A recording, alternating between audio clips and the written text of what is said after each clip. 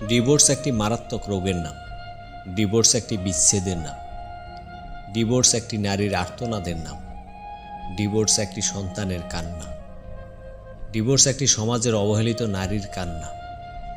তেমনি একটা ডিভোর্সের গল্প শেয়ার করব আপনাদের সাথে। মেয়েটির নাম কেয়া, তার স্বামী রাজু। তাদের একটা 6 বছরের মেয়ে সন্তান আছে। তাদের 8 বছরের সংসার কিভাবে ডিভোর্সে পরিণত হলো, সেই করুণ কাহিনী আজ আপনাদের সাথে শেয়ার করব।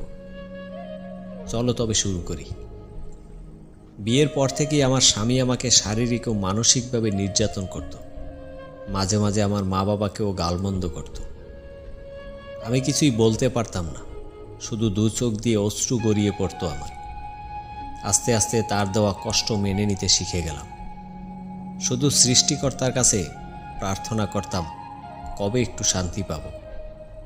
হঠাৎ একদিন আমার স্বামী আমাকে শারীরিক নির্যাতনের পর আমার কাছে ডিভোর্স চাচ্ছে। আমি বললাম, বিয়ের 8 বছরের মাথায় এসে তুমি ডিভোর্স চাচ্ছ? একবারও কি আমাদের মেয়ের কথা ভাববে না? রাজু বলল, কেন? বাংলাদেশের সংবিধানে কি লেখা আছে বিয়ের 8 বছরের মাথায় ডিভোর্স দেওয়া যাবে না? আর মেয়ের জন্য তো তুমি আছো, না হয় আমি মেয়ের জন্য ভরণ পোষণের খরচ পাঠিয়ে দেব। আমি বললাম, এসব লাগবে না। বিয়ের পর স্বামীর ভালোবাসা কী জিনিস আমি তোমার কাছ থেকে পাইনি। অনেক নির্যাতন, অনেক কষ্ট সহ্য করেছি, তবুও সংসারের সকল দায়িত্ব আমি পালন করার চেষ্টা করেছি। আর তুমি শুরু থেকেই অন্য মেয়ের প্রেমে এমনভাবেই অন্ধ ছিলে যে 8 বছর আগে তোমাকে ঠকিয়েছে, সেটাও তুমি বুঝতে পারোনি। এমনকি এখনও ঠকিয়ে যাচ্ছে, সেটা তুমি বুঝতে পারছো না। তবে পারবে, খুব শীঘ্রই বুঝতে পারবে।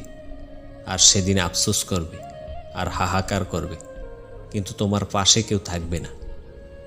আমি ডিভোর্স দেব তোমাকে, তবে একটা শর্ত আছে। রাজু বলল, কী শর্ত? আমার মেয়েকে আমার কাছে দিতে হবে, এবং এটাও উল্লেখ থাকবে যে ডিভোর্সের সাথে সাথে তোমার মেয়ের সাথে সমস্ত সম্পর্ক, সমস্ত দায়িত্ব, সমস্ত অধিকার সব শেষ হয়ে যাবে।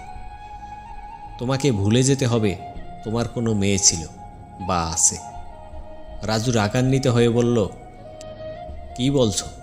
আমি কি আমার সন্তানের মুখও দেখতে পারবো না? ঠিক আছে কেয়া, তোমার থেকে মুক্তি পাওয়ার জন্য যদি আমাকে এটাও করতে হয়, তাহলে আমি তাই করব। আমি মুক্তি চাই, আমাকে তুমি মুক্তি দাও প্লিজ। আমি কেয়া 8 বছর আগেই এই মানুষটার সাথে বিবাহ নামক পবিত্র বন্ধনে আবদ্ধ হয়েছিলাম। ফুলশয্যার রাতেই আমাকে শুনতে হয়েছিল প্রেমিকা কণার কথা। 8 বছরের সংসার জীবনে রাজুর কাছ থেকে ভালোবাসা নামক বস্তুর বড় অভাব আমি পেয়েছি। তবে পুরুষ মানুষ তো, মেয়ে মানুষের খিদে তো শরীরে আছেই। তারই ফল আমাদের 6 বছরের মেয়ে। পুরো 2 সপ্তাহ ছুটাছুটির পর আমাদের ডিভোর্সটা আজকে হয়েই গেল। অনেক কষ্টে বিদায় দিলাম তাকে। কোর্টের রায় শেষে মেয়েকে নিয়ে রাস্তায় দাঁড়িয়েছিলাম গাড়ির আশায়। পাশে ফিরতেই দেখতে পেলাম রাজু আর কণার হাস্যোজ্জ্বল মুখ নিয়ে দুজনেই একসাথে হেঁটে চলে যাচ্ছে। খুব অবাক হলাম। আচ্ছা, এই মেয়ে নির্দ্বিধায় অন্যের সংসার ভাঙতে পারে? সে বুঝি রাজুকে এতটাই ভালো রাখতে পারবে? জানা নেই আমার, জানতে চাইও না। তারা তাদের মতো সুখে থাকুক, এটাই কামনা করি। 8 বছর যে মানুষটার সাথে সংসার করলাম, তাকে দেখে আজ খুব করুণা হচ্ছে আমার। ডিভোর্সের পর বাবার বাড়ি গিয়ে আশ্রয় নিলাম। সমাজের তিক্ত বাণী আর বিভিন্ন মানুষের কুপ্রস্তাব সহ্য করতে হয়েছিল। মাঝে মাঝে নিজেকে খুব অবাক লাগত একজন ডিভোর্সি নারী হিসেবে।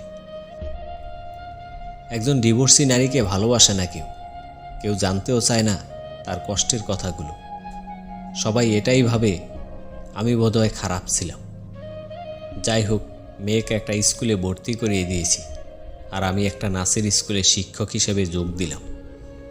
এর মধ্যে বাবা আমার জন্য নতুন করে পাত্র দেখা শুরু করলো, কিন্তু কাউকে নতুন করে জীবনে জড়াতে ইচ্ছে করতো না। কিন্তু বাবা মাকেও আমার জন্য অনেক কথা শুনতে হতো সমাজে, তাই তাদের মুখের দিকে তাকিয়ে রাজি হয়ে গেলাম। করিম নামক পরিচিত একজনের সাথে বিয়ে হলো আমার। এভাবে দেখতে দেখতে 5 বছর কেটে গেল। কদিন ধরে শরীরটা ভালো যাচ্ছিল না, কাউকেই কিছু বলিনি। আমি যা ভাবছি তাই যদি হয়, করিমকে একটা সারপ্রাইজ দেওয়া যাবে। এই ভেবে হাসপাতালে গেলাম। হঠাৎ করে পরিচিত চেহারা, কয়েক বছর পর দেখে একটু চমকে উঠলাম। কেয়া, তুমি এখানে? কেমন আছো? যেমন মাঝ রাস্তায় ফেলে চলে গিয়েছিলেন, তার চেয়ে অনেক ভালো আছি। রাজু কেমন আছে জানতে চাইলাম না, তার স্ত্রী সন্তান কেমন আছে তা জানতে চাইলাম। রাজু দীর্ঘশ্বাস ফেলে বলল, আর স্ত্রী সন্তান ভালোই আছে হয়তো। মানে ঠিক বুঝলাম না, কি বলতে চাইছো রাজু? তোমাকে ডিভোর্স দেওয়ার আগেই কণা আমাকে জানায় সে আমার সন্তানের মা হতে চলেছে। আমি যেন যত তাড়াতাড়ি সম্ভব তাকে স্বীকৃতি দিই, তাই তোমাকে যত তাড়াতাড়ি সম্ভব ডিভোর্স দেওয়ার ব্যবস্থা করি।